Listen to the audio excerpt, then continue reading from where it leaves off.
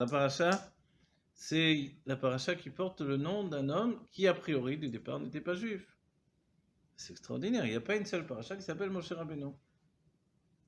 Et là, tout à coup, on a Yitro. On se dit, quel srout il a eu Yitro de donner son nom à une paracha. Alors, il y a quelqu'un qui vient et me fait du coup, dit, et pas n'importe quelle paracha, la paracha du don de la Torah.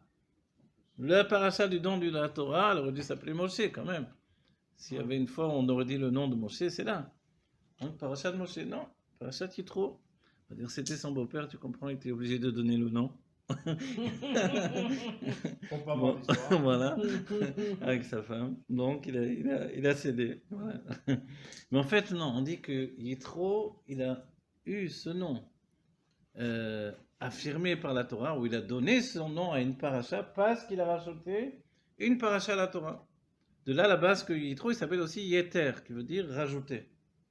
On va dire, mais quelle paracha il a rajouté à la Torah? La paracha de Yitro, forcément. On va dire quoi? Mais tu veux dire que s'il n'y avait pas Yitro, il n'y aurait pas la paracha du don de la Torah?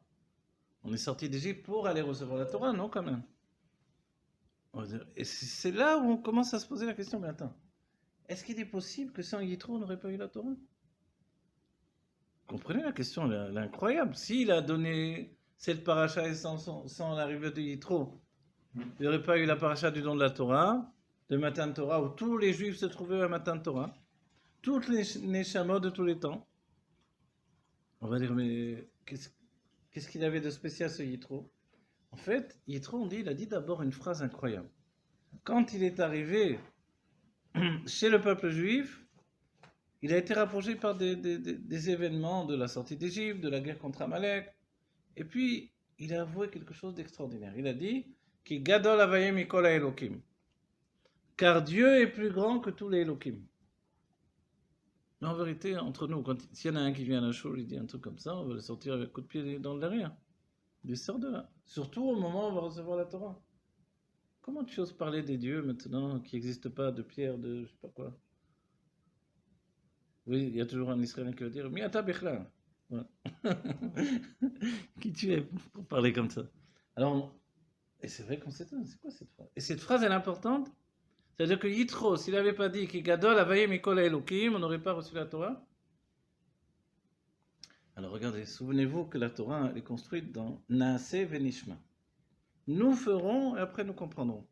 D'où ça vient? On dit que c'est un secret qui a été dévoilé aux anges, lesquels les anges ont dévoilé à Moshe Rabbeinu. Ok. Donc Naase Venishma. Le Naase Venishma, c'est que ce que Dieu nous demande sans comprendre rien du tout.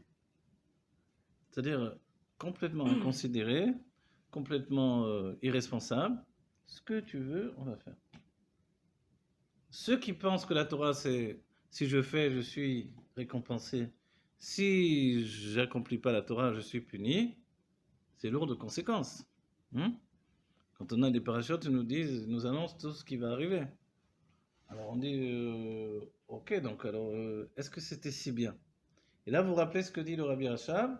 Rabbi Rachab nous dit que, en fait, si on avait dit Nishma, on va comprendre d'abord, et après on fera, on n'aurait d'abord pas été très différent de tous les autres peuples. Mais en plus de ça, toute l'étude qu'on aurait faite, c'était juste pour accomplir. C'est-à-dire qu'on aurait appris, voilà, comment on fait les tefilines, comment on fait le tzitzit, comment les mots d'emploi des mitzvot, et après c'est terminé, on aurait arrêté d'étudier. Une fois qu'on a tout mis en place, c'est terminé. On n'a plus besoin d'étudier puisqu'on connaît. Or, la Torah, elle est d'abord, on fait, et après, hein, on étudie. Et ce truc incroyable, il est exactement l'inverse de la démarche de Yitro. Yitro, en fait, c'est quelqu'un qui a dit moi, j'ai fait toutes les avodas zarah qui peuvent exister. J'ai été prêtre de telle idole et de telle idole et de telle idole, j'ai fait ça, j'ai fait ça.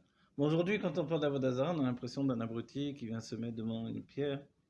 On dit les pauvres, vous avez pris des drogues, je sais pas quoi. Mais en fait, il y avait des choses extrêmement spirituelles que nous, on ne connaît plus. Des états de transe où ils se mettaient, des niveaux où il y avait des forces naturelles qui agissaient, qui se dévoilaient, etc. Spirituelles, mais naturelles. Ok. Donc des choses extraordinaires en réalité. Et malgré tout ça, la Torah s'impose comme une évidence absolue parce qu'elle est le contraire de tout ce système. En fait, Yitro, c'est le seul au monde qui était capable de venir dire, de venir avouer, déclarer qui gadol avaye mikol Elohim. Car Dieu est plus grand que tous les Elohim. Parce que là, n'importe qui d'entre nous qui ferait une annonce comme celle-là, alors on dirait, bon, de toute façon, qu'est-ce que tu en sais de dire ça? Tu connais tous les Elohim pour parler d'abord? Et Yitro, c'était le seul, en fait, de sa génération qui était capable de dire ça et de ne pas parler en l'air. Il avait vraiment cherché la vérité de partout. Il avait tapé à toutes les portes, il était devenu prêtre de toutes les statues, de toutes les idoles, de tous les avodazara, de toutes les recherches spirituelles.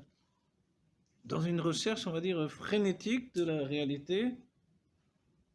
Pour lui, la réalité, ça devait être la vérité. Et comme sa réalité, elle ne coïncidait pas avec la vérité qu'il recherchait, à chaque fois, il laissait tomber. Il allait autre part. Il allait autre part.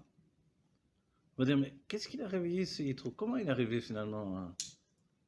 On va dire, mon cher Rabbeinu est arrivé, etc. Ça a tout changé. On dit, non, non, non, c'était avant mon cher Rabbeinu. Et la preuve en est, c'est que quand Moshe va arriver, ses filles sont au puits, et on voit que elles ont un problème pour aller chercher l'eau.